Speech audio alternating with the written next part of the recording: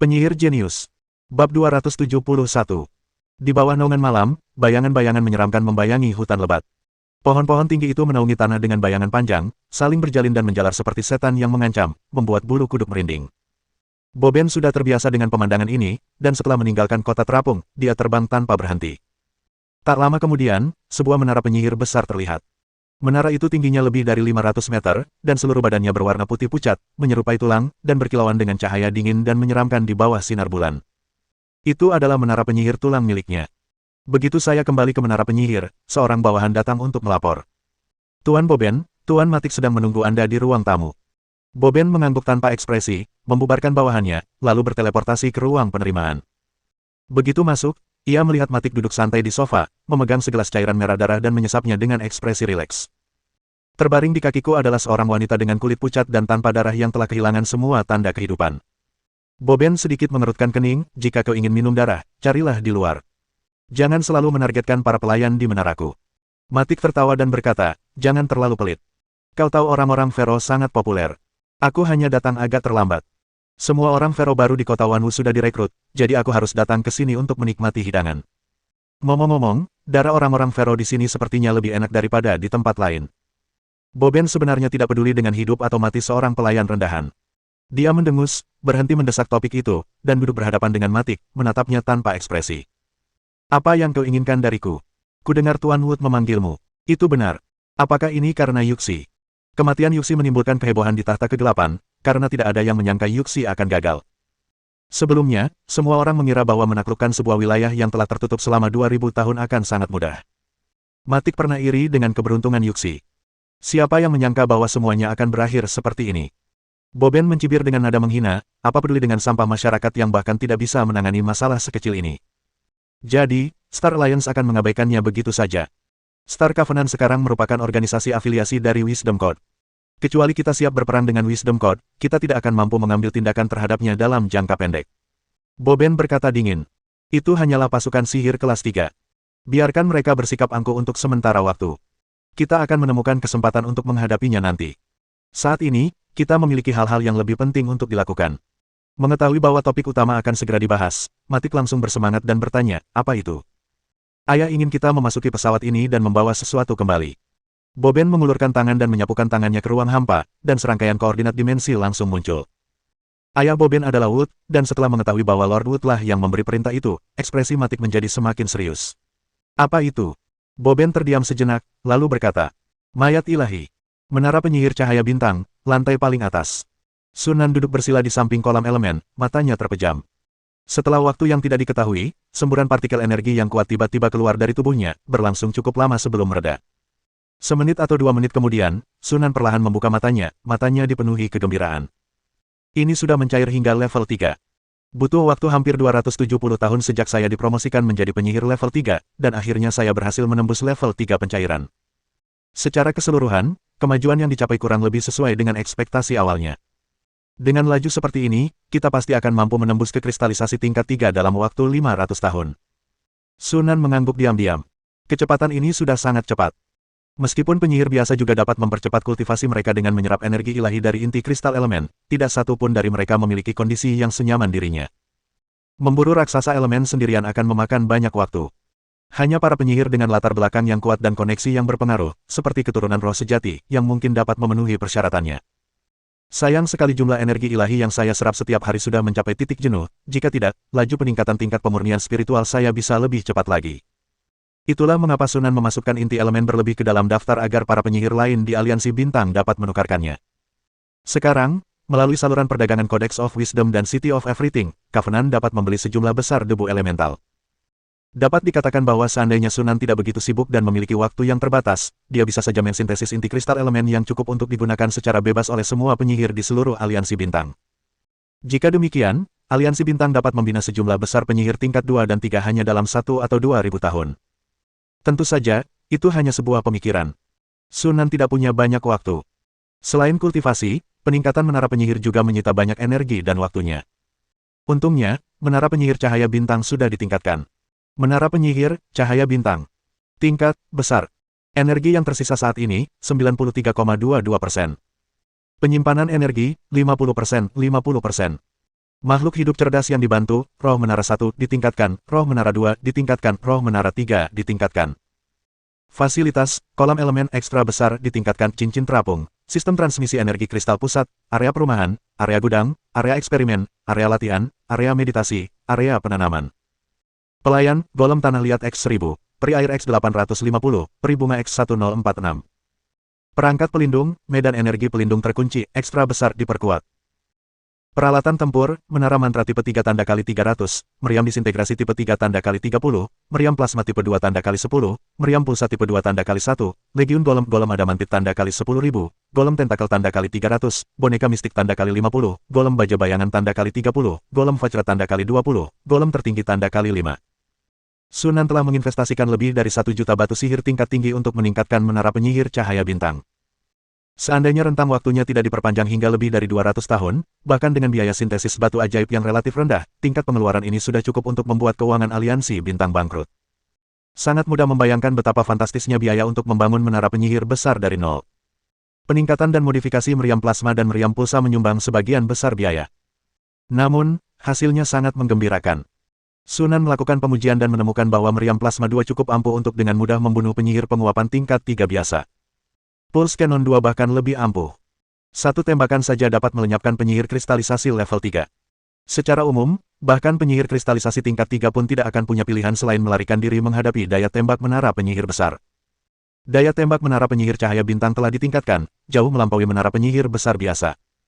Ini cukup untuk dengan mudah melenyapkan penyihir manapun di bawah tingkat roh sejati, dan bahkan mungkin tidak memberi lawan kesempatan untuk melarikan diri. Namun, secara umum bukanlah hal yang bodoh bagi seorang penyihir level 3 untuk melawan menara penyihir besar sendirian. Penyihir level 3 umumnya memiliki menara penyihir sendiri, perbedaannya hanya pada levelnya. Namun, peningkatan daya tembak tersebut telah secara signifikan meningkatkan beban energi pada menara penyihir. Selama peningkatan menara penyihir, Sunan terus memperkuat kolam elemen dan medan energi pelindung kunci mistik, tetapi karena keterbatasan menara penyihir itu sendiri, penguatan tersebut tidak signifikan. Dia sudah mulai memikirkan apakah dia harus mendapatkan kristal elemental dan kemudian membangun tungku elemental sederhana. Sebagai perangkat penyedia energi untuk kota terapung, tungku elemen dapat memberikan energi jauh lebih banyak daripada kolam elemen. Keduanya bahkan tidak bisa dibandingkan. Bahkan elemental forage yang paling sederhana pun dapat memasok energi jauh lebih banyak daripada elemental pool, dan seharusnya mampu menyelesaikan sepenuhnya masalah energi menara penyihir Starlight. Satu-satunya masalah adalah kristal sumber unsur sulit didapatkan. Item ini hanya bisa dijatuhkan oleh tetua raksasa elemen. Setelah kematian tetua raksasa elemen, ada kemungkinan tertentu bahwa tubuhnya akan mengembun menjadi esensi, yang merupakan kristal sumber elemen. Semakin kuat sesepuh raksasa elemen, semakin besar kemungkinan dia akan membentuk kristal sumber elemen setelah kematiannya. Bahkan tetua raksasa elemen, yang baru saja dipromosikan, memiliki kekuatan yang setara dengan penyihir kristalisasi tingkat 2. Di wilayah asal mereka, bidang elemen, bahkan seorang penyihir penguapan level 3 mungkin bukan tandingan mereka. Jika itu adalah sesepuh raksasa elemen yang telah naik tingkat selama ribuan tahun, kekuatan mereka bahkan dapat mencapai tingkat pencairan tingkat ketiga atau bahkan kristalisasi. Di alam elemen, diperkirakan hanya penyihir roh sejati yang mampu membunuh makhluk seperti itu. Kuncinya adalah para tetua raksasa elemen umumnya tinggal jauh di dalam ruang elemen, dan pasti dikelilingi oleh sejumlah besar raksasa elemen dan roh elemen. Untuk membunuh mereka, Anda harus terlebih dahulu mengatasi pengikut di sekitarnya. Di dimensi lain, Sunan bisa dengan mudah menggunakan menara penyihir cahaya bintang untuk memusnahkan mereka. Ruang elemennya berbeda. Aktivitas energi di sana sudah sangat tinggi, bahkan dahsyat. Masuknya sumber energi sebesar menara penyihir ke dalamnya pasti akan memicu ledakan energi, sehingga ditolak oleh seluruh ruang elemen. Sebagai contoh, jika menara penyihir memasuki ruang elemen petir, ia akan dihujani oleh sambaran petir yang tak terhitung jumlahnya tanpa henti. Kemungkinan besar ia tidak akan mampu mencapai kedalaman ruang elemen tersebut sebelum seluruh energinya habis dimakan oleh petir yang tak ada habisnya, menyebabkan ia binasa dan hancur. Prinsip yang sama berlaku untuk benda-benda buatan perang, hanya saja benda-benda tersebut akan lebih jarang ditolak, tetapi kekuatannya tetap tidak tinggi, dan hasilnya tidak akan berbeda. Itulah mengapa kristal unsur sangat berharga dan langka. Sayang sekali daftar sumber daya yang dibuka oleh Kodeks Kebijaksanaan untuk organisasi afiliasi tidak mencakup kristal elemen, jika tidak, akan lebih mudah untuk membelinya hanya dengan batu ajaib. Sambil menggelengkan kepala, Sunan mengumpulkan pikirannya dan memeriksa log kontrol menara penyihir. Dia menemukan bahwa Liza telah meninggalkan pesan 5 hari yang lalu, mengatakan bahwa Tanner meminta untuk bertemu dengannya. Penyamak, mata Sunan berkedip. Sejak perjalanan ke kota segala hal itu, perhatian Tanner kepadanya jelas meningkat ke level yang baru. Mereka tidak lagi menyembunyikan identitas mereka, tetapi mengambil inisiatif untuk mewakili All Things Society untuk menjalin hubungan perdagangan dengan Star Alliance. Mereka juga memberikan informasi intelijen dari waktu ke waktu tanpa biaya, yang dapat dikatakan telah sepenuhnya menunjukkan niat baik All Things Society. Sunan tentu saja menerima kebaikan ini dengan sepenuh hati. Membangun hubungan dengan segala sesuatu juga akan bermanfaat bagi perkembangan perjanjian. Yang lebih penting lagi, dengan kekuatan netral seperti All Things Society, yang mahir menangani berbagai situasi dan hanya ingin melindungi wilayahnya sendiri, tidak perlu khawatir mereka memiliki niat buruk. Setelah meninggalkan lantai atas, Sunan kemudian menemukan Liz. Perlu disebutkan bahwa Lizard berhasil membuat kristal bakat ketiganya 20 tahun yang lalu, menjadikannya penyihir level 3 kedua di aliansi bintang setelah Sunan. Tidak seperti wujud hantunya, Liz sekarang harus menghabiskan sebagian besar waktunya untuk berkultivasi dan hanya memiliki sedikit energi tersisa untuk mengurus hal-hal lain. Sebagai asisten yang cakap, Atil juga harus memfokuskan energi utamanya pada kultivasi. Oleh karena itu, setelah mengubah bentuk tubuhnya, Lizard secara sadar melatih para asisten untuk berbagi berbagai tugas sepele. Sekarang dia hanya perlu menangani beberapa masalah besar, menyerahkan sisanya kepada banyak asistennya. Di mana Tanner? Di kota Yuhu, kata Lizard. Aku memberitahunya bahwa kau sedang mengasingkan diri dan waktu pasti kepulanganmu tidak diketahui, dan memintanya untuk kembali duluan, tetapi dia bersikeras menunggumu di sini. Sunan mengangkat alisnya, apakah mereka sudah mengatakan apa yang ingin mereka bicarakan denganku? Liz menggelengkan kepalanya, dia ingin menunggu sampai bertemu denganmu sebelum mengatakan apapun. Setelah mendengar itu, Sunan mengangguk dan tidak berkata apa-apa lagi, lalu langsung menuju kota Yuhu bersama Lize. Tak lama kemudian, keduanya bertemu dengan Tanner. Salam, Tuan Sunan, kata Tanner sambil tersenyum. Sekarang setelah Anda keluar dari pengasingan, Anda pasti telah mencapai terobosan lain. Sunan tidak bertele-tele, mengangguk terus terang, memang telah terjadi terobosan. Meskipun sudah menduganya, Tanner tetap saja merasa takjub saat mendengar Sunan mengakuinya sendiri. Kecepatan peningkatan kekuatan ini sebanding dengan, dan bahkan lebih cepat daripada, para keturunan roh sejati. Saya punya beberapa informasi di sini yang bisa dijadikan hadiah kecil untuk mengucapkan selamat atas terobosan Anda. Sunan tersenyum tipis, aku siap mendengarkan. Tanner berkata dengan serius, Tuan Sunan pasti tahu tentang alam kebenaran, bukan? Sunan mengangguk dengan tenang. Alam kebenaran, juga dikenal sebagai dataran hukum, adalah tempat suci di mana para penyihir memahami hukum alam. Pada dasarnya, semua penyihir roh sejati menghabiskan sebagian besar waktu mereka di sana untuk memahami hukum-hukum tersebut guna mencari terobosan. Inilah mengapa jarang sekali kita melihat penyihir roh sejati di multiverse. Selain para penyihir, ada kelompok lain yang tinggal di alam kebenaran sepanjang tahun. Mereka adalah dewa-dewa yang juga memegang kekuasaan hukum. Para penyihir dan dewa telah bertempur dalam banyak pertempuran di alam kebenaran untuk merebut sumber dayanya. Dalam keadaan normal, para dewa berdiam di alam ilahi mereka sendiri dan jarang turun ke dunia materi. Dan para dewa yang berdiam di alam ilahi sulit untuk dibunuh. Oleh karena itu, dalam keadaan normal, tidak banyak contoh keberhasilan pembunuhan dewa di multiverse. Ranah kebenaran adalah satu-satunya pengecualian. Baik menara penyihir, kota terapung, maupun kerajaan ilahi tidak dapat mengarah ke alam kebenaran. Oleh karena itu, kesulitan membunuh para dewa di alam kebenaran sangat berkurang. Alam kebenaran dapat dikatakan sebagai tempat di seluruh multiverse di mana paling banyak dewa telah jatuh. Bahan-bahan yang digunakan oleh para penyihir untuk mempelajari dewa-dewa sebagian besar berasal dari alam kebenaran. Faktanya, belum lama ini, para penyihir roh sejati dari beberapa faksi sihir utama, termasuk Aliansi Biru Tua, Kodeks Kebijaksanaan, Tahta Kegelapan, dan Roh Liar, bergabung untuk menyergap seorang dewa di alam kebenaran dan berhasil membunuhnya. Tanner berkata dengan sungguh-sungguh. Namun, karena perlawanan keras dari pihak lain sebelum kematiannya, turbulensi spasial terpicu, menyebabkan jasad ilahi tersebut terjebak di dalamnya dan keberadaannya tidak diketahui. Keberadaan jenazah ilahi itu baru-baru ini ditemukan. Ia jatuh ke alam lain dan menginfeksi semua makhluk di alam itu, mengubah mereka menjadi monster. Bab 272. Keunggulan terbesar Aliansi Bintang, Mayat Ilahi. Liz sedikit terharu. Mayat dewa bahkan lebih langka daripada dewa itu sendiri. Terlebih lagi, peluang jatuh ke dunia materi bahkan lebih rendah daripada peluang seorang penyihir roh sejati mati di tangan penyihir tingkat 3. Namun, Sunan menunjukkan ekspresi yang aneh. Dalam ingatannya, sumber awal perang saudara dunia sihir tampaknya adalah mayat seorang dewa. Dewa manakah yang binasa? Racun yang mematikan. Jantung Sunan berdebar kencang. Itu dia, yang ini dia. Sosok suci yang memicu perang saudara dunia sihir dalam ingatanku tak lain adalah Raja Beracun. Dia ingat dengan jelas bahwa rentang waktu kematian Raja Berbisa itu masih lebih dari 300 tahun kemudian, jadi bagaimana mungkin itu terjadi sekarang? Mungkinkah kedatangannya menyebabkan perubahan garis waktu? Sunan dipenuhi keraguan dan kegelisahan. Meskipun ia masih jauh dari level penyihir roh sejati, dan secara teori seharusnya ia tidak memiliki pengaruh apapun di dalam alam kebenaran, sebatang paku saja dapat menghancurkan sebuah kerajaan. Banyak peristiwa besar seringkali bermula dari hal-hal yang tampaknya tidak penting. Mungkin karena ia melindungi benua cahaya bintang, efek kumulatifnya akhirnya menyebabkan kematian dini Raja Beracun. Memikirkan hal ini, Sunan tak kuasa menahan perasaan campur aduk antara geli dan jengkel. Di alam mana jenazah ilahi itu jatuh? Tanya Sunan. Bidang kristal. Secercah kesedihan terlintas di wajah Tanner. Awalnya, alam kristal bumi adalah alam tandus dengan sedikit sumber daya. Penduduk alam kristal bumi yang tinggal di sana adalah ras yang lemah tanpa kekuatan tempur setingkat penyihir sekalipun. Namun, kemunculan Raja Beracun menginfeksi semua makhluk di seluruh alam tersebut, mengubah mereka menjadi makhluk beracun. Kekuatan mereka meningkat, tetapi mereka juga menjadi monster yang kehilangan akal sehat dan hanya memiliki naluri untuk membunuh. Seluruh bidang kristal bumi kini menjadi neraka. Lagi pula, dia adalah dewa elemen jahat. Sunan sama sekali tidak terkejut. Seperti yang terlihat dari nama dewanya, otoritas ilahi Raja Beracun adalah racun dan kematian. Para utusannya, pemohonnya, dan makhluk ilahinya sebagian besar adalah makhluk undead yang membawa racun. Meskipun Raja Kematian yang berbisa hanya memiliki kekuatan ilahi yang lemah, menempati peringkat kedua dari bawah dalam hierarki ilahi dan hanya sedikit lebih kuat dari kekuatan ilahi yang lemah, dia tetaplah seorang dewa. Tidak mengherankan jika kekuatan ilahi yang dilepaskan setelah kematian dapat merusak alam kecil. Para dewa terkenal sebagai makhluk yang mencemari lingkungan. Mengapa penyihir roh sejati yang membunuh Raja Beracun tidak mengambil kembali jenazah ilahi itu? Tanya Liz dengan penasaran. Aku juga tidak terlalu yakin soal itu.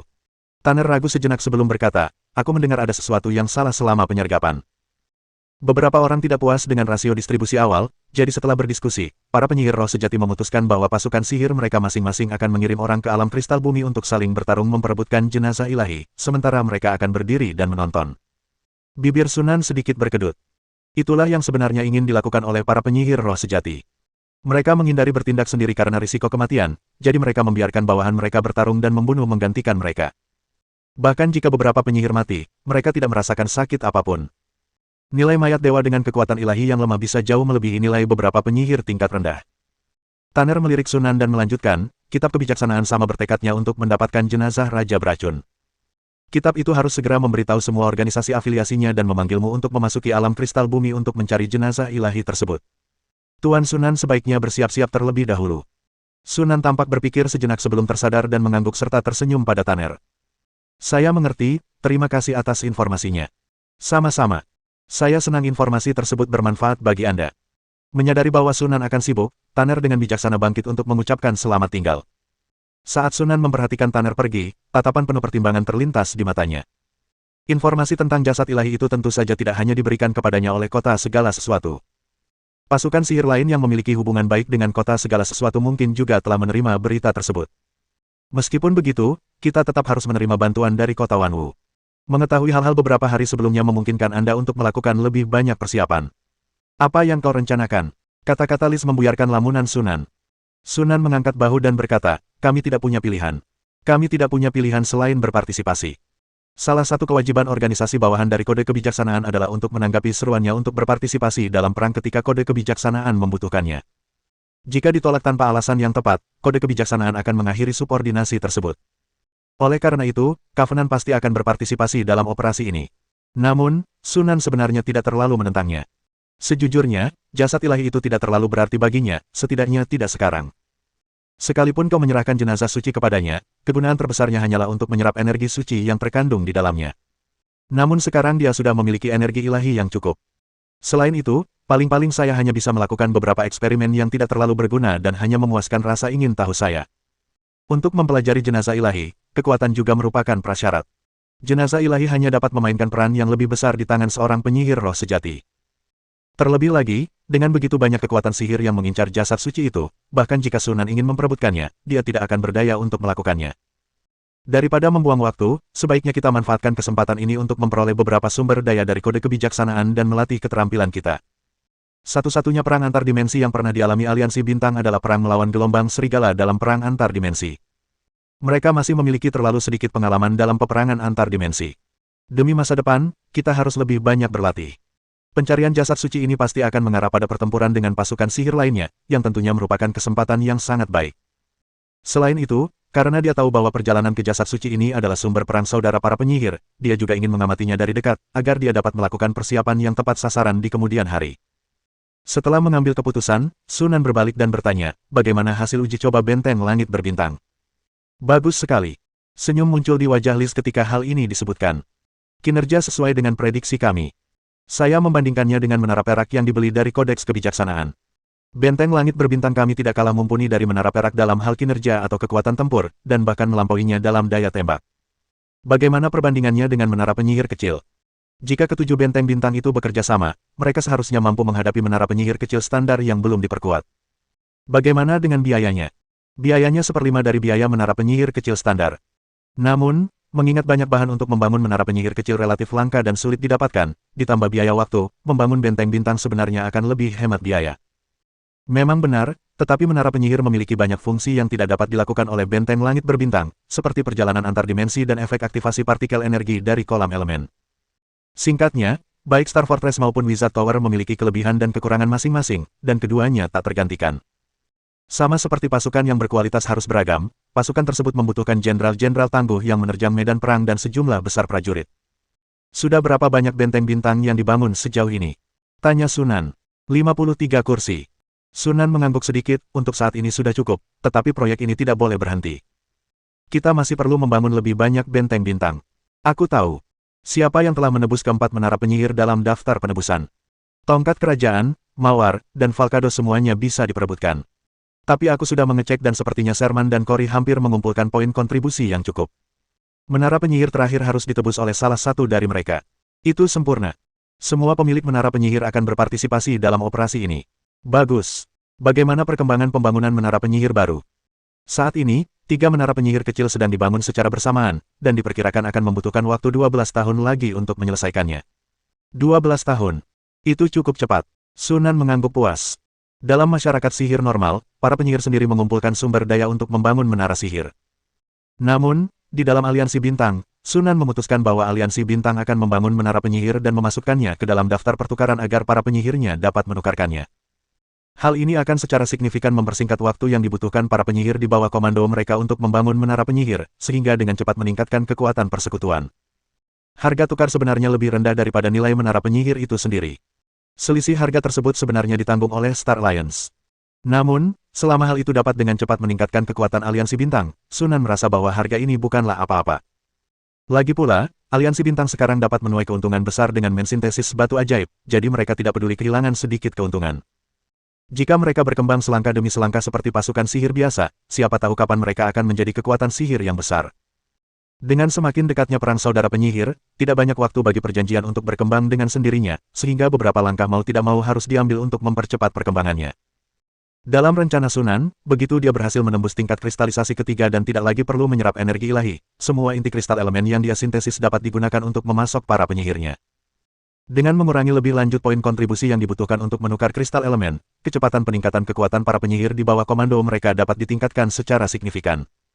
Ratusan atau ribuan tahun dari sekarang, jumlah penyihir tingkat 2 di aliansi bintang pasti akan meningkat secara signifikan. Notifikasi untuk smart code datang lebih cepat dari yang diperkirakan. Pada hari ketiga setelah menerima informasi dari Tanner, Ciril datang ke rumahnya dan membacakan surat panggilan untuk kitab kebijaksanaan. Operasi ini dijadwalkan 3 hari lagi. Pada saat itu, pasukan dari markas besar kami dan semua organisasi afiliasi akan memasuki bidang kristal bumi. Saluran bidang tersebut akan dibuka selama 24 jam untuk mengangkut pasukan. Setelah itu, bidang kristal bumi akan ditutup, dan tidak seorang pun akan dapat masuk atau keluar. Setelah membaca surat panggilan itu, ekspresi serius Ciril lenyap, digantikan oleh senyuman. Seruan untuk bertindak ini datang agak tergesa-gesa. Sebagai kompensasi, semua organisasi afiliasi yang berpartisipasi dalam operasi ini akan dibebaskan dari biaya afiliasi untuk jangka waktu tertentu, tergantung pada ukuran dan kekuatan mereka. Misalnya, Star Alliance tidak perlu membayar biaya apapun kepada Wisdom Codex selama 20 tahun ke depan selama mereka berpartisipasi dalam operasi ini. 20 tahun, yang setara dengan 10 juta batu sihir tingkat rendah. Itu disebut kompensasi, tetapi sebenarnya hanya pembayaran untuk pengiriman pasukan. Sejujurnya, jumlah ini sebenarnya tidak terlalu tinggi. Jika intensitas perang sedikit lebih tinggi, jumlah pasukan yang hilang oleh Covenant mungkin akan bernilai lebih dari ini. Baik Sunan maupun Lais tahu bahwa kitab kebijaksanaan tidak akan mencoba menipu siapapun dengan sesuatu yang sesederhana itu, jadi keduanya tidak memberikan pernyataan dan menunggu langkah Ciril selanjutnya. Benar saja, Ciril kemudian berkata, selain itu, jika kalian menemukan pecahan tubuh Raja Beracun di alam kristal bumi, kalian juga bisa menerima hadiah tertentu setelah menyerahkannya, tergantung pada ukuran bagian tersebut. Ekspresi Sunan berubah, pecahan dari jasad dewa. Ciril mengangguk dan berkata, ketika mayat Raja Beracun jatuh ke alam kristal bumi, alam itu sudah dalam keadaan berantakan, dengan pecahan-pecahan mayat ilahi tersebar di seluruh alam. Inilah alasan utama mengapa alam kristal bumi begitu cepat dan sepenuhnya terinfeksi. Sunan memahami bahwa ini mungkin salah satu alasan mengapa para penyihir roh sejati itu memutuskan untuk mengirim pasukan ke alam tersebut untuk memperebutkan jasad ilahi. Untuk mengumpulkan pecahan-pecahan jasad dewa di seluruh alam semesta, sejumlah besar orang pasti akan dibutuhkan untuk pencarian tersebut. Pasukan sihir mana yang telah memasuki alam kristal bumi kali ini? Tanya Sunan setelah berpikir sejenak. Cyril berkata, sebagian besar kekuatan sihir utama terlibat, begitu pula Siwell, Black Sota, dan Palemas, sehingga totalnya ada 17 kekuatan sihir kelas 2. Salah satu standar yang umumnya diterima untuk pasukan sihir kelas 2 adalah memiliki penyihir roh sejati. Jelas sekali, para penyihir roh sejati di balik selusin atau lebih faksi penyihir kelas 2 ini semuanya terlibat dalam penyergapan Raja Beracun. Pasukan sihir kelas 3 dan tak berperingkat di bawah mereka kemungkinan besar adalah organisasi yang berafiliasi dengan Kodeks Kebijaksanaan. Kekuatan aliansi bintang saat ini hampir tidak cukup untuk menempatkannya di antara jajaran kekuatan sihir kelas 3.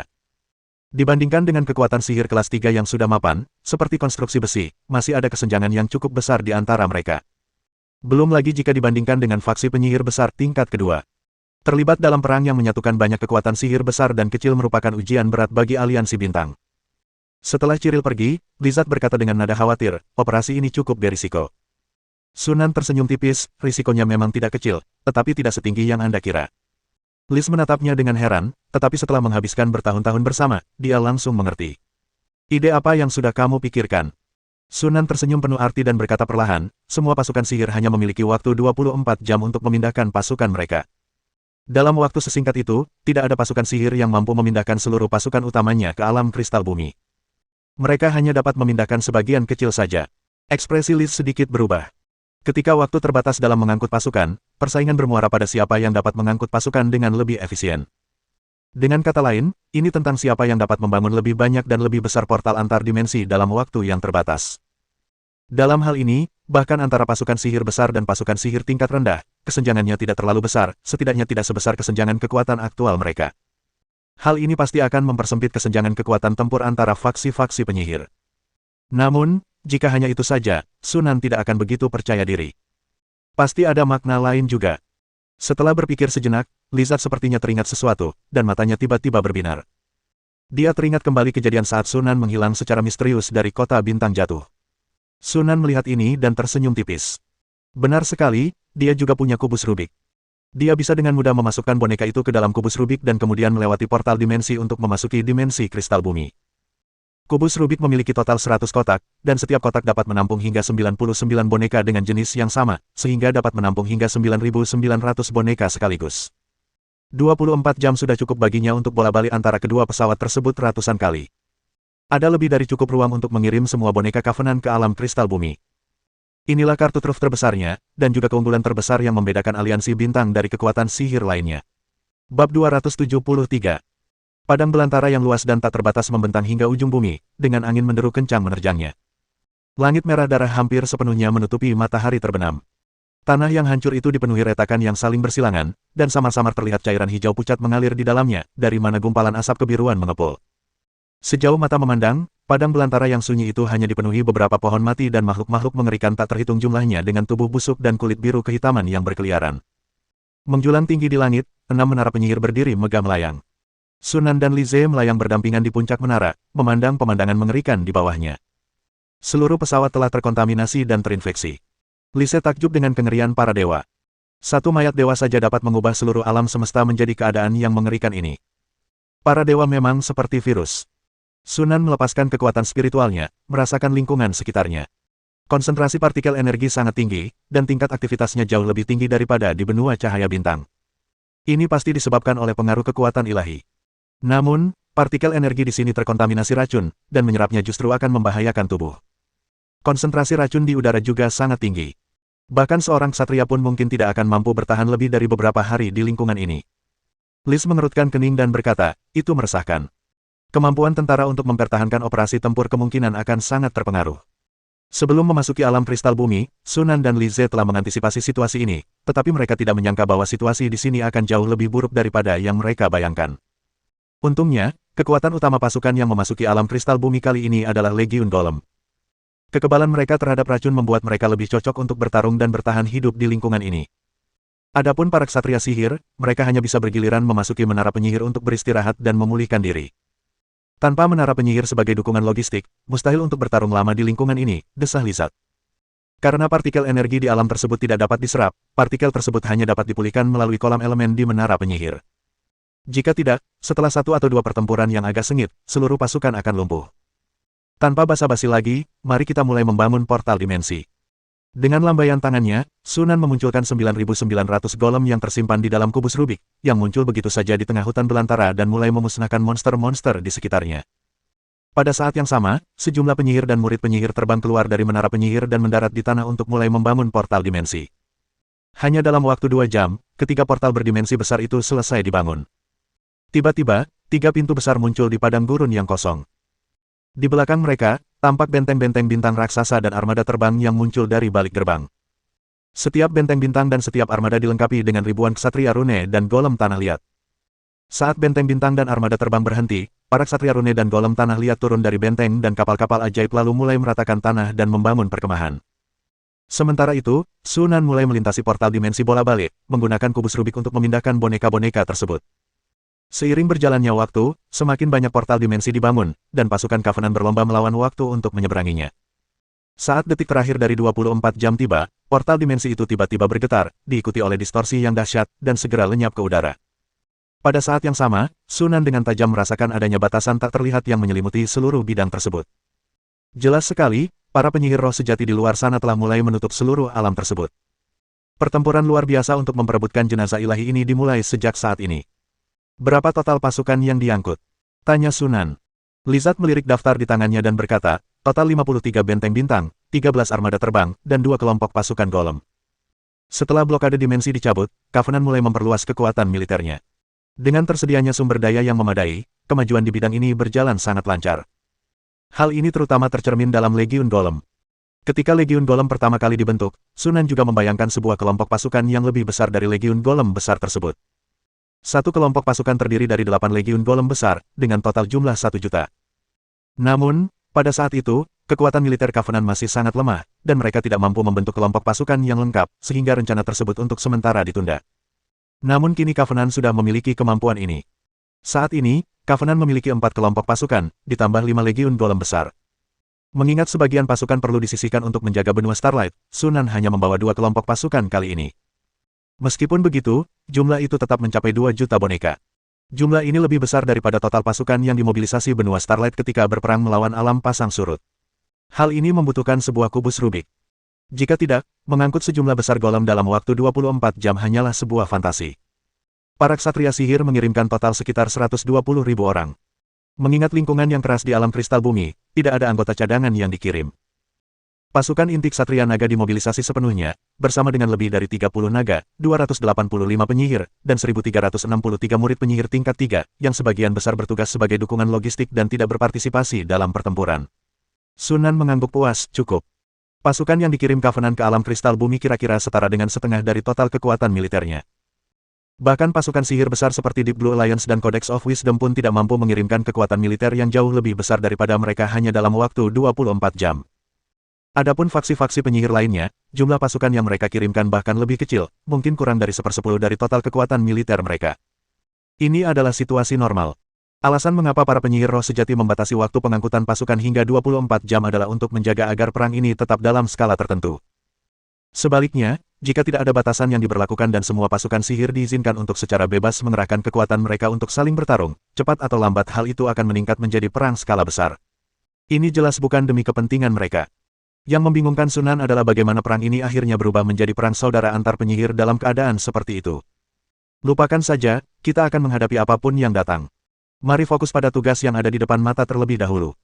Setelah berpikir sejenak tanpa sampai pada kesimpulan, Sunan menggelengkan kepalanya, tidak lagi memikirkannya, dan menoleh ke Lise, berkata, mulailah mencari jasad ilahi, dan juga kerahkan inti bintang. Jadi begitu. Lise berbalik dan memberi perintah. Pasukan besar itu segera dimobilisasi. Berpusat di sekitar perkemahan, para ksatria sihir dan legiun golem menyebar seperti arus deras, menghancurkan semua monster yang terinfeksi di jalan mereka. Di langit yang tinggi, benteng-benteng bintang dan armada terbang mengikuti pasukan dari dekat dengan kecepatan santai. Begitu mereka melihat sekelompok besar monster, mereka segera melepaskan rentetan tembakan, langsung memusnahkan mereka. Setiap kali kapal itu meluas keluar sejauh jarak tertentu, seorang penyihir akan memimpin murid-muridnya menjauh dari kapal ajaib itu untuk mulai memasang inti bintang. Seiring berjalannya waktu, wilayah yang diduduki oleh Covenant semakin luas, dan jaringan Eye of the Stars secara bertahap terbentuk. Namun pada saat ini, pasukan Covenant juga menghadapi perlawanan yang nyata. Apa itu? Di dalam benteng bintang, Fereming mengerutkan kening saat ia menyaksikan makhluk-makhluk itu bergegas ke arahnya seperti gelombang pasang, ekspresi terkejut terpancar di matanya. Mereka adalah sekelompok makhluk humanoid bertubuh pendek. Tinggi mereka hanya sekitar 1,3 atau 1,4 meter, tetapi tubuh mereka sangat kekar, dengan lebar hampir sama dengan tinggi mereka. Kepala mereka tebal dan panjang, dan dagu mereka ditutupi lapisan tebal kumis kristal yang menonjol. Dua taring kristal kecil menonjol ke atas dari bibir bawah mereka. Selain dagu mereka, bahu, persendian, dan telapak tangan mereka juga tertutupi oleh kristal tebal. Ia mengenakan baju zirah yang berat, dan kulit yang terbuka berwarna abu-abu kehitaman, dengan banyak luka bernanah yang memperlihatkan daging yang terkikis di bawahnya. Wajahnya tampak berwarna biru kehijauan, seolah-olah dia telah diracuni. Mereka adalah manusia kristal bumi, kata Tagana dengan sungguh-sungguh, mereka semua telah terinfeksi dan sekarang telah berubah menjadi monster. Bangsa kristal bumi adalah ras asli utama di alam kristal bumi. Mereka terampil dalam pertempuran dan terlahir dengan kemampuan untuk memanipulasi batu dan tanah. Manusia kristal bumi dewasa memiliki kekuatan setara ksatria. Beberapa elit dapat mencapai level ksatria agung. Selain itu, karena kemampuan bawaan mereka untuk memanipulasi bebatuan dan tanah, bangsa kristal bumi dapat dengan mudah merasakan kekuatan elemen bumi, dan oleh karena itu ada cukup banyak tokoh legendaris di antara mereka. Suatu ras yang sudah sangat kuat dalam pertempuran kini semakin diperkuat oleh kekuatan ilahi, kekuatannya kemungkinan besar meningkat secara dramatis, dan sifatnya yang menakutkan tak terbayangkan. Saat para prajurit kristal bumi yang sangat beracun dan berkerjuji rapat menyerbu ke arah mereka seperti gelombang pasang, ekspresi para penyihir di dalam benteng berubah menjadi muram. Siapkan menara sihir, tembak. Fering memberikan perintah dengan tegas. Benteng langit berbintang tiba-tiba berdengung, dan cahaya menyilaukan menyembur dari puncaknya, seperti matahari terbit, seketika menghilangkan warna merah darah di langit. Detik berikutnya, ratusan menara sihir menembak secara bersamaan, dan sinar sihir yang tak terhitung jumlahnya menerobos kehampaan dan melesat keluar, langsung melintasi ribuan meter untuk menghantam pasukan kristal bumi. Di tengah lolongan yang melengking, ratusan dan ribuan prajurit kristal bumi lenyap begitu saja sebelum mereka sempat berteriak. Dari udara, pasukan manusia kristal bumi yang berjejer rapat itu tampak seolah-olah ratusan jalur kosong telah dibajak dari udara kosong. Pada saat yang sama, Legiun Golem dan para ksatria berpola sihir di darat juga melancarkan serangan, menghantam manusia kristal bumi seperti arus deras yang meluap, seketika menyebabkan darah dan daging berhamburan kemana-mana dan anggota tubuh berterbangan ke segala arah. Pemandangan serupa terjadi di hutan belantara di arah lain. Makhluk-makhluk kristal bumi yang sangat beracun dan makhluk-makhluk yang terinfeksi dalam radius 1000 mil secara bertahap tertarik oleh keributan besar aliansi bintang, dan berkumpul di kamp aliansi bintang dari segala arah. Di dalam ruang Dewan Menara Penyihir Cahaya Bintang, kelompok itu duduk mengelilingi meja panjang. Sunan duduk di ujung meja, dengan Li Ze di sebelah kanannya. Di sebelah kiri dan kanan terdapat Skepter, Ross, Falcado, Tulio, dan penyihir tingkat 2 lainnya. Para penyihir tingkat 2 dan 3 dari aliansi bintang telah berkumpul bersama. Di atas meja panjang itu, sebuah model 3 dimensi melayang, yang merupakan pemandangan panorama bidang kristal bumi. Seiring dengan terus meluasnya kekuatan Covenant, area panorama pun terus bertambah besar. Progresinya berjalan lancar. Fakat tersenyum. Meskipun orang-orang kristal bumi itu telah menjadi jauh lebih kuat, pada akhirnya mereka tidak sebanding dengan ksatria pola sihir dan legiun golem. Tongkat kerajaan itu mengangguk setuju dan tersenyum, lagi pula, kekuatan individu dari kedua legiun ini tidak kalah dengan kekuatan bangsa kristal bumi. Bahkan prajurit berpangkat terendah dari legiun golem, yaitu golem batu, memiliki kekuatan tempur setara ksatria dan tidak kalah hebatnya dengan prajurit kristal bumi. Tak perlu diragukan lagi, para ksatria sihir bahkan lebih tangguh. Masing-masing dari mereka memiliki kekuatan legendaris, dengan mudah menghancurkan bangsa kristal bumi. Belum lagi dukungan daya tembak dari benteng bintang dan armada terbang. Bangsa kristal bumi mudah diajak berurusan, tetapi pembuat masalah sebenarnya adalah makhluk-makhluk ilahi itu. Lizard memandang pemandangan panorama di atas meja panjang itu. Setelah jaringan mata bintang didirikan, jumlah dan intensitas fluktuasi partikel energi di berbagai lokasi juga dapat dilihat dari sana. Saat ini juga, di tepi barat laut, terdapat titik cahaya yang sangat mencolok. Nama tidak diketahui, makhluk ilahi. Tingkat energi, 25, penyihir penguapan tingkat 1. Tingkat keparahan, tinggi. Semua mata tertuju pada titik cahaya di layar. Bangsa kristal bumi paling banter hanyalah sejenis makhluk yang terinfeksi kekuatan ilahi, hanya sedikit lebih kuat daripada makhluk terinfeksi lainnya, dan tidak menimbulkan ancaman bagi aliansi bintang yang dilengkapi dengan baik. Namun, makhluk ilahi berbeda. Makhluk-makhluk ini, yang menyerap kekuatan ilahi yang terkandung dalam pecahan jasad ilahi melalui serangkaian kebetulan dan selamat dari mutasi, pasti akan mengalami perubahan kualitatif dalam kekuatan, dan tidak mengherankan jika mereka memiliki kekuatan setara penyihir. Secara khusus, otoritas kematian dari penguasa racun mematikan memungkinkan makhluk yang menyerap kekuatan ilahi memiliki peluang tertentu untuk dibangkitkan kembali sebagai mayat hidup bahkan jika mereka mati karena mutasi tersebut. Oleh karena itu, jumlah makhluk ilahi di alam kristal bumi pasti sangat tinggi. Makhluk-makhluk ilahi ini adalah ancaman nyata yang harus dihadapi banyak faksi penyihir dalam pencarian mereka akan pecahan-pecahan mayat ilahi. Siapa yang bertanggung jawab atas arah itu? Tanya Sunan. Lizard menjawab, dia Atil. Dia mengendalikan benteng bintang dan seharusnya tidak kesulitan menghadapi makhluk ilahi tingkat 1 yang telah menguap. Sunan merenung sejenak dan berkata, di dekat tempat makhluk ilahi muncul, ada kemungkinan besar juga terdapat pecahan jasad ilahi. Tongkat kerajaan itu langsung menawarkan diri, aku akan pergi. Yang lain juga ingin mencoba, tetapi mereka terlambat selangkah dengan tongkat kerajaan dan agak menyesal. Tanpa diduga, Sunan menggelengkan kepalanya. Aku akan pergi ke sana sendiri. Tak seorang pun dari orang-orang yang hadir pernah bersentuhan dengan jenazah dewa itu sebelumnya, dan siapa yang tahu efek samping apa yang mungkin ditimbulkan oleh pecahan tubuh raja yang telah meninggal, yang sangat beracun. Untuk berjaga-jaga, dia memutuskan untuk pergi ke sana sendiri. Jika menyangkut dewa-dewa, tidak ada tingkat ketelitian yang berlebihan. Sunan tidak ingin para penyihirnya menderita korban non-tempur yang tidak perlu. Tak lama kemudian, Sunan tiba di lokasi tempat makhluk ilahi itu muncul. Pertempuran sudah berakhir saat itu. Di bawah gempuran benteng bintang, makhluk ilahi itu, yang menyerupai katak yang diperbesar berkali-kali tetapi memiliki sepasang sayap dan kulitnya yang berwarna abu putih ditutupi tumor menjijikkan, dengan cepat berubah menjadi mayat yang compang camping. Bisa yang kental dan menjijikkan mengalir dari luka mayat itu, mendesis dan mengeluarkan asap biru saat jatuh ke tanah, mengukir lubang-lubang yang mengerikan. Guru. Begitu melihat Sunan muncul, Atil segera terbang keluar dari benteng bintang untuk menyambutnya. Kirimkan jenazah itu ke laboratorium menara penyihir cahaya bintang. Selain itu, cari setiap area dalam radius 200 km dari lokasi ini, jangan sampai ada tempat yang terlewat. Jika Anda menemukan fragmen dari jenazah ilahi tersebut, segera beritahu saya. Ya, Bu Guru. Atas perintah Sunan, sejumlah besar kapal iblis menyebar ke segala arah untuk mencari jejak makhluk ilahi. Jika Anda menemukan tempat di mana makhluk ilahi paling sering muncul, Anda pada dasarnya dapat menemukan pecahan-pecahan jasad ilahi. Sayang sekali waktu terlalu terbatas dan tidak ada cukup waktu untuk menciptakan lebih banyak inti bintang untuk dibawa ke sini. Jika tidak, akan mudah untuk menyebarkan jaringan mata bintang ke seluruh bidang dan menemukan pecahan mayat dewa tersebut. Sunan merenung dalam hati. Namun, dia juga tahu bahwa itu hanyalah angan-angan belaka. Mengesampingkan skala proyek yang sangat besar untuk membangun jaringan mata bintang di bidang kristal bumi, yang mustahil diselesaikan dalam waktu singkat, bahkan jika itu mungkin, kekuatan sihir lainnya pasti tidak akan menutup mata dan pasti akan mencoba untuk menyabotase proyek tersebut. Sunan tidak menyangka para penyihir gelap itu akan terlibat dalam kompetisi yang adil dengannya. Di alam kristal bumi, selain makhluk yang terinfeksi dan makhluk ilahi, pasukan sihir di berbagai front juga merupakan objek yang perlu diwaspadai dan dijaga. Sekitar 1 jam kemudian, kapal iblis itu ditemukan. Bab 274. Apakah ini pecahan mayat raja beracun? Sunan menatap rawa di bawahnya dengan saksama. Air rawa berwarna virus itu sangat kental, terus-menerus bergelembung dan mengeluarkan uap kebiruan. Luasnya sekitar 100 meter persegi dan tampak sangat kontras dengan latar belakang kerikil. Di tengah rawa itu, sepotong daging berwarna abu putih, seukuran ibu jari, mengapung. Bahkan dari jarak yang sangat jauh, Sunan masih bisa merasakan fluktuasi partikel energi yang sangat kuat yang terkandung di dalam daging tersebut. Berpusat di rawa, di sekitarnya tergeletak mayat lebih dari 20 makhluk ilahi, serta sisa-sisa ribuan boneka. Fragmen kecil dari jenazah ilahi ini berubah menjadi puluhan makhluk ilahi. Ini menunjukkan kekuatan dan daya menular dari hal ilahi. Sunan mengulurkan tangan dan menggunakan tangan ajaibnya untuk meraih potongan daging berwarna abu putih itu, mencoba menariknya keluar dari rawa.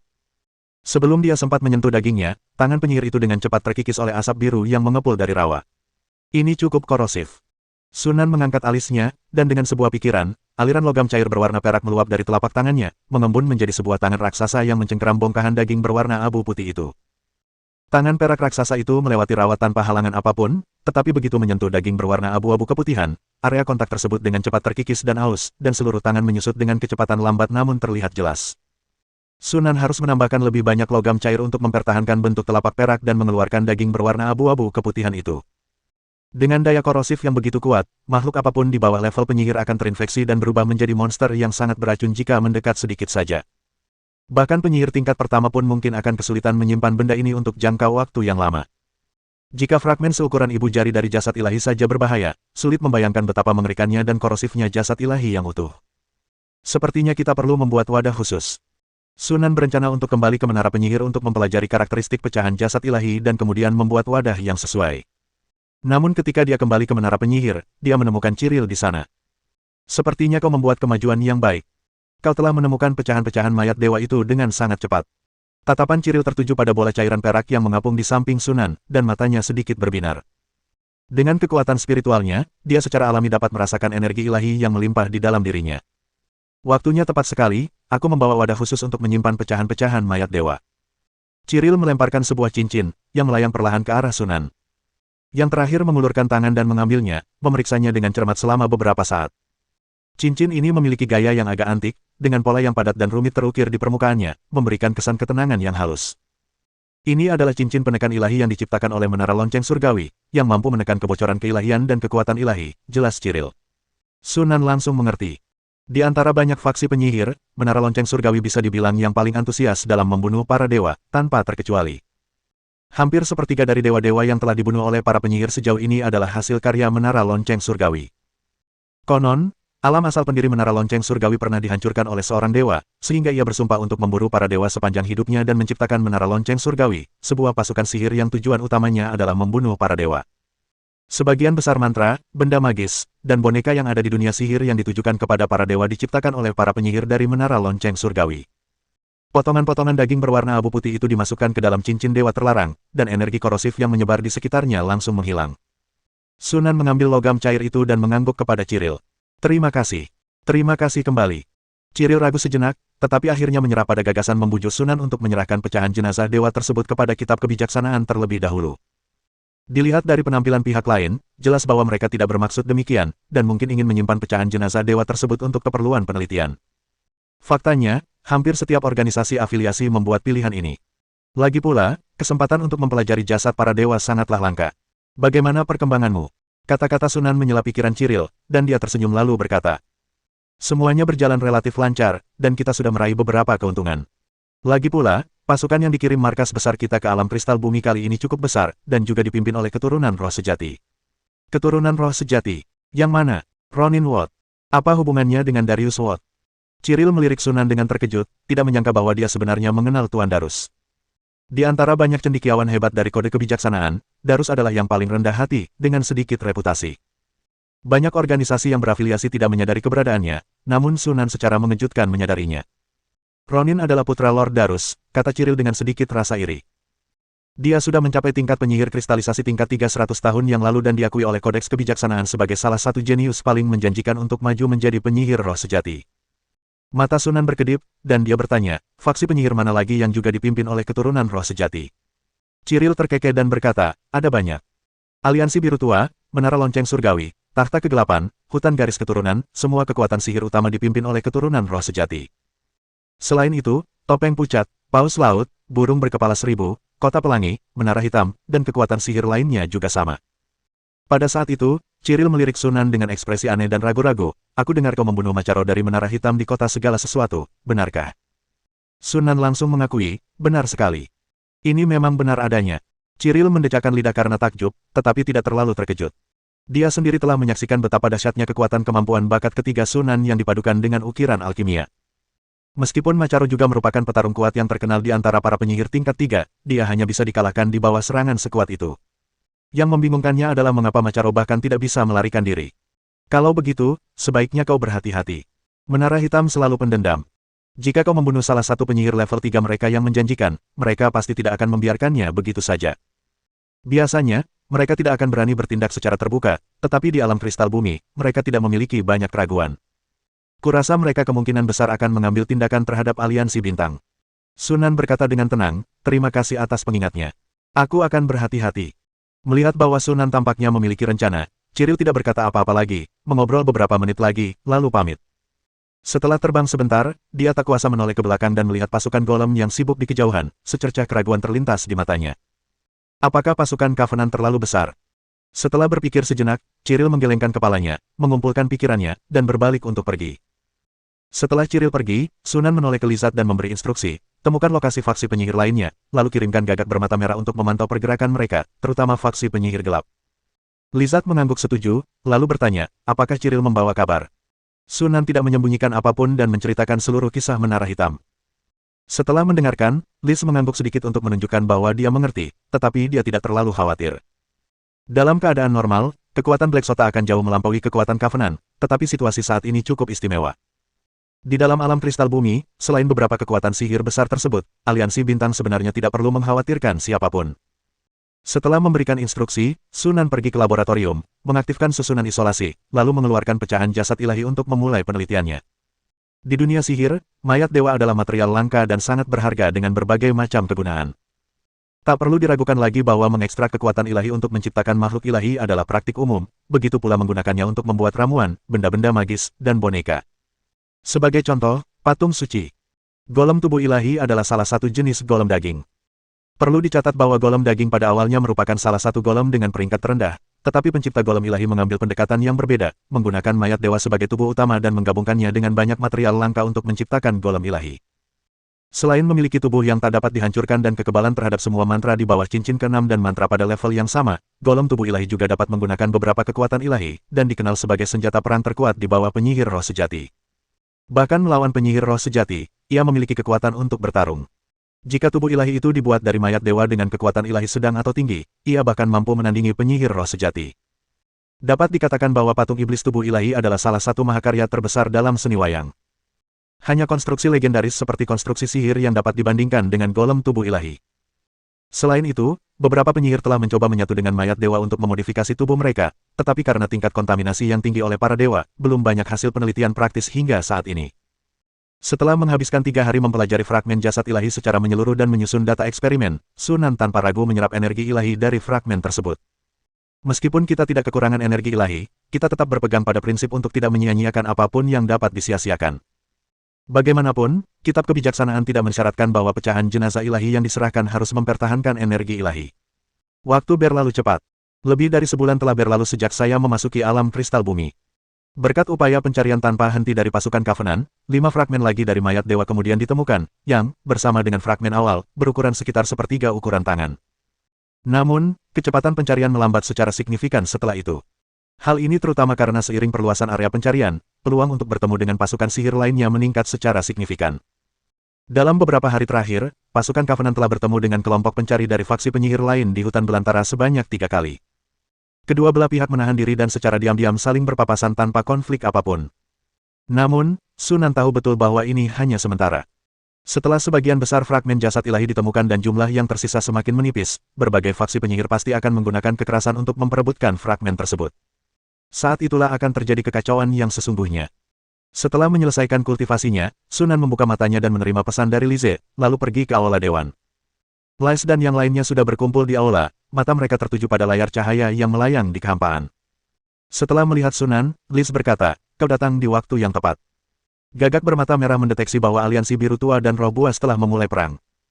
Aku mengirim seorang penyihir dan mengirimkan gambar medan perang.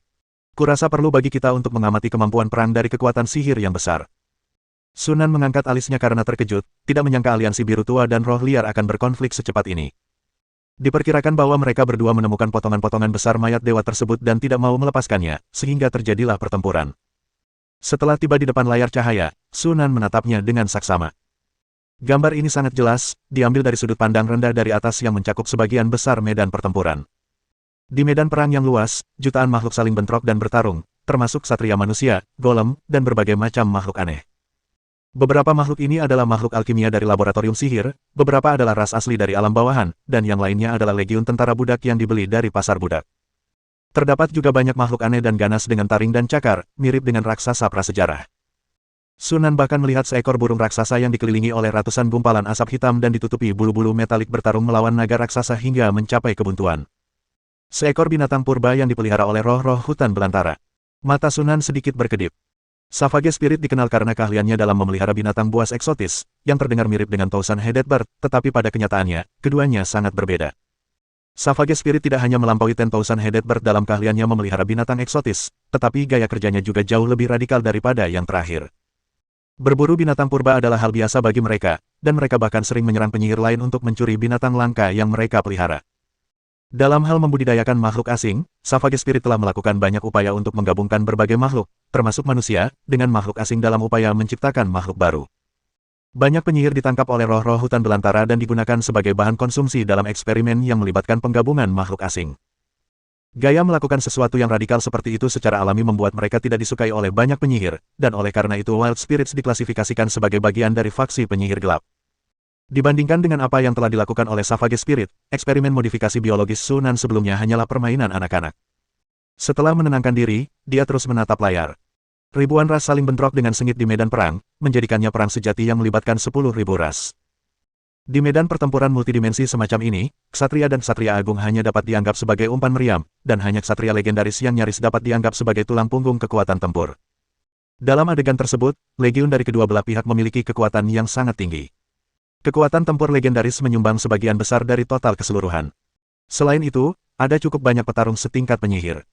Dilihat dari visualnya saja, termasuk penyihir, boneka, dan berbagai makhluk kuat, kekuatan tempur tingkat penyihir diperkirakan tidak kurang dari 3.000. Jumlah total petarung tingkat penyihir di seluruh aliansi bintang hampir tidak mencapai 1.000. Dan apa yang ada di medan perang hanyalah sebagian kecil dari total kekuatan aliansi biru dan roh liar. Fondasi kekuatan sihir yang besar memang sangat kuat. Aliansi bintang masih memiliki jalan panjang untuk mengejar mereka. Sunan menghela napas dalam hati, menatap langit di atas medan perang.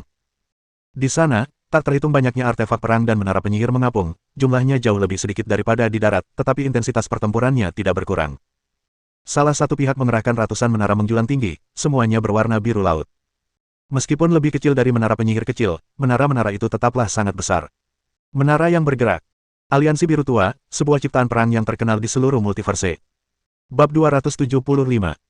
Sebagai kekuatan sihir yang besar, Savage Spirits tentu saja juga memiliki ciptaan perang mereka sendiri. Benda-benda itu berupa bola-bola raksasa, masing-masing sebesar pegunungan, dengan rongga-rongga bundar yang menutupi permukaannya. Monster raksasa gunung adalah makhluk alkimia kolosal, ciptaan perang biologis yang sebagian besar terbuat dari logam dan bahan biologis. Saat ini juga, dua ciptaan yang porak-poranda akibat perang sedang terlibat pertempuran sengit di angkasa.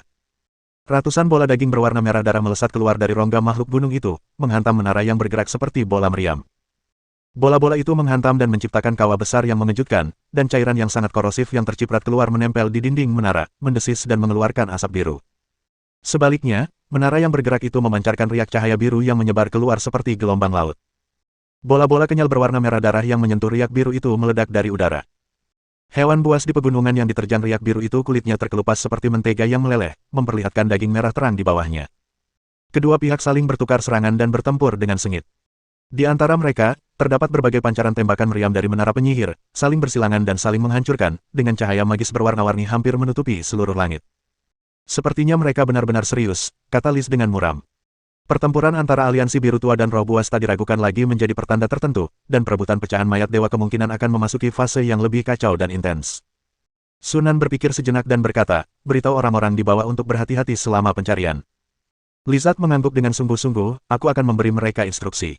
Setelah mengamati beberapa saat, Sunan kehilangan minat, berbalik dan pergi, kembali ke kolam elemen. Bahkan dalam situasi saat ini, dia tidak mengendurkan kultivasinya, menyerap energi ilahi yang diekstrak dari pecahan jasad ilahi setiap hari untuk secara bertahap meningkatkan pemurnian spiritualnya. Energi ilahi dalam pecahan jasad ilahi sangat besar, tetapi kemurniannya jauh lebih rendah daripada yang ada di inti kristal unsur. Menyerapnya secara gegabah hanya akan menyebabkan pencemaran jiwa sendiri. Bahkan seorang penyihir roh sejati pun harus membayar harga yang cukup mahal untuk memurnikan energi ilahi. Dibandingkan dengan kristal elemental, yang mudah didapatkan oleh penyihir roh sejati, metode ini jelas lebih memakan waktu dan tenaga. Oleh karena itu, para penyihir umumnya tidak menyerap energi ilahi dari mayat dewa. Energi itu sebagian besar digunakan untuk tujuan lain. Namun di Jiangsu Selatan, keadaannya berbeda. Hanya dengan menggabungkan kubus-kubus tersebut, polusi kepercayaan pada energi ilahi dapat dengan mudah dimurnikan. Hanya sepertiga dari fragmen jasad ilahi seukuran telapak tangan, energi ilahi yang diekstrak darinya sudah cukup bagiku untuk berkultivasi selama lebih dari 10 tahun. Jika ini adalah jasad ilahi yang utuh, mungkin itu sudah cukup bagiku untuk berlatih selama ribuan tahun. Selain itu, ini adalah jenazah ilahi setelah kematian, dan energi ilahinya telah sebagian besar terkuras selama pertempuran. Ini menunjukkan betapa menakjubkannya kekuatan yang dimiliki oleh para dewa yang hidup. Setelah merenung sejenak dalam keheningan, Sunan mengumpulkan pikirannya, duduk bersila, dan mulai berlatih. 5 hari lagi telah berlalu. Di sebuah ngarai yang berjarak lebih dari 1.600 km dari markas besar Star Alliance, sebuah pertempuran baru saja berakhir. Tanah yang penuh kawah itu dipenuhi dengan sisa-sisa boneka, membentang hingga ke kedalaman lembah, dengan beberapa kapal iblis yang jatuh terlihat di beberapa tempat. Jauh di dalam lembah berdiri sebuah benteng berbentuk bintang yang sudah usang. Di sekitar reruntuhan benteng, tanah di sana dipenuhi dengan sisa-sisa lebih dari 20 makhluk ilahi. Gas beracun tebal masih menyelimuti udara, dengan sedikit warna biru kehijauan. Kori terbang keluar dari benteng bintang dan menggelengkan kepalanya ke arah Atil, yang sedang menunggu di luar. Kerusakannya sangat parah sehingga tidak dapat diperbaiki. Artil menghela napas dan berkata, aku tidak menyangka ada begitu banyak makhluk ilahi yang tersembunyi di sini. Sayang sekali jaringan mata bintang belum dikerahkan di sini. Jika tidak, jika kita mendeteksinya lebih awal, kita bisa membawa lebih banyak pasukan. Kore berkata dengan tenang, banyaknya makhluk ilahi menunjukkan bahwa pecahan jasad ilahi di lembah itu cukup besar. Itu benar. Ekspresi tidak menyenangkan Atil sedikit mereda. Meskipun kita kehilangan benteng bintang, memperoleh fragmen yang lebih besar dari mayat dewa dapat sedikit banyak menggantikan kerugian tersebut. Ayo pergi. Kori memimpin jalan dan melesat ke kedalaman lembah. Atil berbalik dan memerintahkan yang lain untuk mengangkut reruntuhan benteng bintang dan sisa-sisa makhluk ilahi kembali ke markas sebelum mengikuti Kori. Sementara itu, tinggi di langit tidak jauh dari lembah, dua penyihir yang telah menggunakan mantra tembus pandang sedang mengamati situasi di lembah tersebut. Para anggota Star Alliance benar-benar beruntung. Mereka menemukan fragmen lain dari mayat dewa dengan begitu cepat, dan tampaknya ukurannya cukup besar. Tidak hanya itu, tetapi dari pengawasan selama periode waktu ini, Aliansi Bintang tampaknya telah menemukan cukup banyak fragmen mayat dewa. Tapi ngomong-ngomong, bukankah mereka punya terlalu banyak boneka? Lagi pula, mereka adalah pasukan penyihir yang mampu memukul mundur invasi takhta kegelapan, jadi wajar jika mereka memiliki kemampuan tertentu. Tetapi pada akhirnya, mereka hanyalah pasukan penyihir kelas 3. Selama kita bertindak, pemusnahan akan mudah. Apakah Lord Elliot benar-benar berencana untuk bertindak? Bukankah ini tak terhindarkan? Untuk membalas dendam atas kematian Macharo. Itu hanya salah satu alasannya. Lebih penting lagi, jumlah fragmen jasad ilahi yang belum ditemukan semakin berkurang. Kita tidak bisa bersaing dengan kekuatan sihir besar itu, jadi kita harus menargetkan kekuatan sihir lain dan mencuri fragmen jasad ilahi mereka. Bukankah Aliansi Bintang adalah target yang sempurna? Itu benar. Mereka sudah keluar. Keduanya berhenti berbicara, seberkas cahaya biru samar menyambar mata mereka, dan pandangan mereka menelusuri ribuan meter untuk melihat dengan jelas Kore dan Atil muncul dari kedalaman lembah. Kore mengenakan cincin terlarang di tangan kanannya. Melihat itu, salah satu dari mereka mencibir. Sepertinya mereka sudah mendapatkannya. Kita bisa bergerak sekarang. Mari kita beritahu yang lain.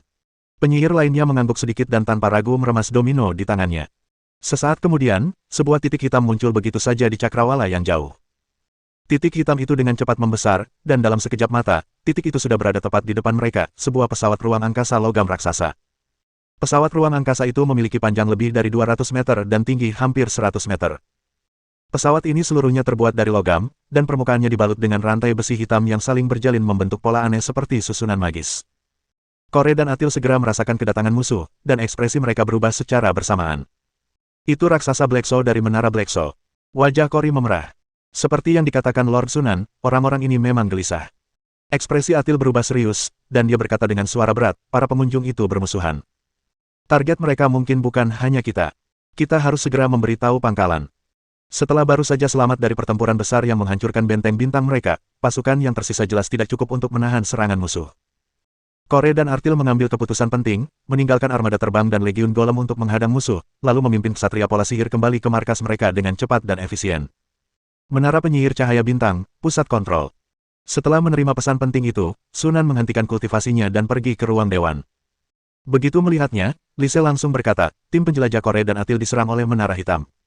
Sunan menyipitkan matanya dan bertanya, bagaimana kabar mereka? Keduanya baik-baik saja, kata Lizard. Kami telah melakukan persiapan sebelumnya untuk memastikan tim eksplorasi tidak terlalu jauh dari area yang dicakup oleh mata bintang, dan kami juga mengerahkan pasukan bergerak untuk siap memberikan dukungan kapan saja. Bala bantuan tiba tepat waktu, dan tidak ada satupun dari mereka yang terluka parah. Namun, armada terbang dan legiun golem yang menyertainya telah sepenuhnya musnah. Syukurlah semuanya baik-baik saja. Sunan melambaikan tangannya, mengatakan bahwa itu hanyalah beberapa armada terbang dan legiun golem, dan kerugiannya bukanlah masalah besar. Dia akan membuat Black Sota membayar harganya. Di manakah pasukan Menara Hitam sekarang? Mereka sedang menuju ke sini. Dengan lambaian tangannya, Lizard memunculkan banyak sekali sinar cahaya yang saling berjalin di kehampaan untuk membentuk sebuah gambar. Dalam adegan tersebut, kapal-kapal hitam raksasa yang tak terhitung jumlahnya, seperti bintang-bintang yang mengelilingi bulan, menjaga 12 menara penyihir saat mereka melaju kencang di langit. Di darat, pasukan yang terdiri dari golem dan berbagai makhluk berbaris melintasi padang belantara seperti arus deras, membentang sejauh mata memandang melintasi pegunungan dan dataran. Dilihat dari situasinya, Menara Hitam mungkin telah mengerahkan seluruh kekuatannya, kata Lizard dengan serius, mereka telah memasuki jangkauan mata bintang, dan masih berjarak lebih dari 500 km dari markas mereka. Ayo bertarung. Sunan menatap layar, kilatan cahaya sesat terpancar di matanya. Karena ada seseorang yang begitu bersemangat untuk mengirimkan kepada kita pecahan-pecahan mayat dewa, kita seharusnya tidak menolak. Pada saat yang sama, Lokasi tersebut berjarak lebih dari 500 mil dari markas besar Star Alliance. Di menara penyihir pusat yang besar milik pasukan kura-kura hitam, di ruang dewan. Sekelompok penyihir duduk mengelilingi meja panjang, mata mereka tertuju pada gambar panorama yang diproyeksikan di kehampaan. Saat para pengintai di bawah mengumpulkan berbagai informasi intelijen yang telah mereka peroleh, data dan teks pada gambar panorama terus diperbarui. Pihak Covenant bereaksi cukup cepat.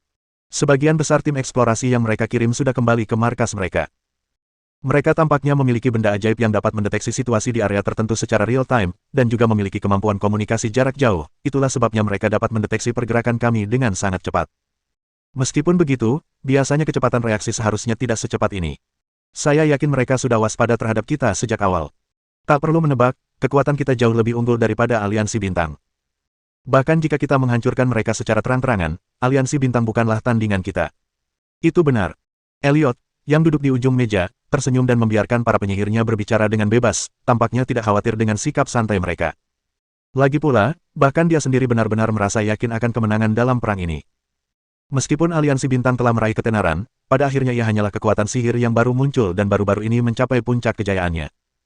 Kekuatan keseluruhannya hanya mampu menempati peringkat 3 teratas, dan kesenjangan antara aliansi ini dan Black Sota sangat jelas. Menghadapi lawan yang begitu lemah, dia merasa tidak mungkin kalah. Mengesampingkan semua hal lainnya, 12 menara penyihir Blackton saja, 8 kecil, 3 sedang, dan 1 besar, adalah sesuatu yang tidak dapat ditandingi oleh Covenant. Berdasarkan penyelidikan mereka selama beberapa hari terakhir, Star Alliance tampaknya hanya memiliki 1 menara penyihir besar, 1 menara penyihir berukuran sedang, dan 4 menara penyihir kecil. Jika dilihat dari jumlah menara penyihir saja, kedua pihak berbeda hingga 2 kali lipat. Belum lagi perbedaan ukurannya. Elliot agak terkejut bahwa Covenant mampu menciptakan artefak perangnya sendiri. Tapi hanya itu saja. Hanya akan ada satu hasil dalam perang ini, Covenant akan disingkirkan dari perjuangan ini. Satu-satunya orang di seluruh Covenant yang mungkin bisa dianggap serius oleh Elliot adalah Sunan, sang pengendali. Bahkan aku sendiri tidak 100% yakin bisa membunuh Macaro dengan begitu bersih dan tuntas hanya dalam 1 menit. Kuncinya adalah aku mendengar bahwa Sunan hanyalah penyihir gasifikasi tingkat 3. Kilatan dingin muncul di mata Elliot. Orang seperti itu memiliki peluang lebih besar untuk menjadi penyihir roh sejati daripada dia, seorang keturunan roh sejati. Sekarang setelah Black Sota dan Covenant menjadi musuh, kita tidak bisa membiarkan Sunan berkembang lebih jauh. Lebih bijaksana untuk menghentikannya sejak dini. Ini satu-satunya kesempatan untuk membunuh Sunan saat ini. Jika tidak, begitu dia meninggalkan alam kristal bumi, akan ada banyak hal lain yang perlu dipertimbangkan sebelum bertindak. Saat mereka sedang berpikir, pasukan Black Sota sudah berada kurang dari 50 km dari Covenant. Melihat itu, Elliot menenangkan diri dan berdiri. Semuanya, cukup basa-basinya. Selanjutnya, kita perlu berurusan dengan orang-orang Covenant. Kita bisa membicarakan hal lain di jamuan perayaan setelah perang. Lord Elliot benar. Setelah kita menangani Star Covenant, kita perlu memilih target kita selanjutnya. Semua orang tertawa dan setuju. Tepat saat itu, suara roh menara tiba-tiba terdengar dari kehampaan. Sejumlah besar bentuk kehidupan telah terdeteksi mendekat, berlokasi 57 km di tenggara. Kontak diperkirakan akan terjadi dalam 12 menit. Tawa penonton mereda. Elliot mengerti setelah berpikir sejenak dan mencibir, alih-alih menjaga pangkalan dan bersiap siaga, mereka malah berani melancarkan serangan. Tampaknya lawan kita cukup berani. Dia mengulurkan tangan dan menyapukan tangannya ke kehampaan, dan pemandangan itu langsung berubah. Ribuan kapal sihir terbang memenuhi seluruh langit, seperti aliran logam yang menutupi matahari, memancarkan rasa penindasan yang menyesakkan. Lebih jauh ke belakang, terdapat 6 menara penyihir dan 40 atau 50 benteng logam raksasa. Puluhan naga raksasa dan ribuan ksatria manusia yang menunggangi naga-naga kecil menjaga area tersebut. Adegan berubah, dan perspektif beralih ke tanah. Golem yang tak terhitung jumlahnya berbaris dalam formasi teratur melintasi gurun tandus, barisan padat mereka membentang hingga kejauhan, ujung mereka masih tak terlihat bahkan saat sudut pandang terus diperbesar. Di kedua sisi legiun golem terdapat formasi persegi rapi dari pasukan kavaleri. Mereka mengenakan baju zirah lengkap, memegang tombak panjang, dengan pedang berat di pinggang mereka, dan menunggangi macan tutul batu hitam.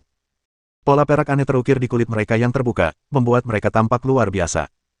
Bahkan hanya dengan melihat gambar-gambar tersebut, orang dapat merasakan tekanan yang luar biasa, yang cukup untuk menunjukkan sifat elit dari pasukan ini. Melihat hal itu, aula yang tadinya ramai seketika menjadi sunyi. Banyak penyihir di Black Sota tampak bingung dan terkejut. Mereka telah menyadari sejak awal bahwa pasukan Covenant lebih besar dari yang diperkirakan, tetapi mereka tidak menganggapnya serius. Lagi pula, waktu pengangkutan pasukan selama 24 jam sama untuk semua faksi sihir, jadi berapa banyak lagi pasukan yang dapat dikirim oleh Aliansi Bintang.